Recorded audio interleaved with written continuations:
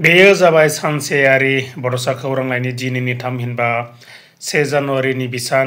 दिनैनि बिसाननि थुनलाइयारि आयदायाव सोर सोरनि लिरथिया सेबखांजादों बेखौ फोरमायनो थाखाय आखायाव लानाय जाबाय। गिबियावनो बयनिसिमबो आंनि गोसो गोरबोनिफ्राय इंराजि गोदान बोसोरनि गाहाम हामलायथि जासिहरनाय जाबाय। बे इंराजि गोदान बोसोरा बयनिबो गेजेराव गोजोन, खौसेथि आरो अनज्लायनायनि दौलें लाबोथों। बेनजिन बरगयारिनि गोजा गलाप बिबार, क'क्राझारनि फिंखु बसुमतारिनो थिनो,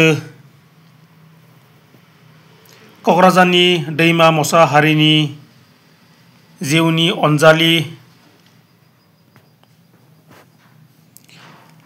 क'क्राझारनि प्रफुल्ल नार्जारिनि जाबाय आं दुथांनि,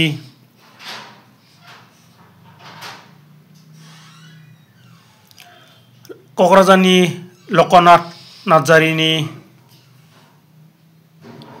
नोंनि थाखायनो,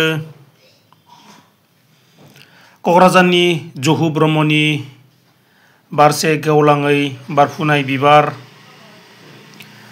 बाक्सानि कितिश बसुमतारिनि आगाननि हांख्रानाय, जयश्री बर'नि थं गोमानाय गोर्बो आइनि गाबख्रावनाय, चिरांनि रामनाथ बसुमतारिनि गोसो थोफ्लांबाय आं आरो क'क्राझारनि मिथिसार नार्जारिनि थांखि खन्थाइया सेबखांजादों आरो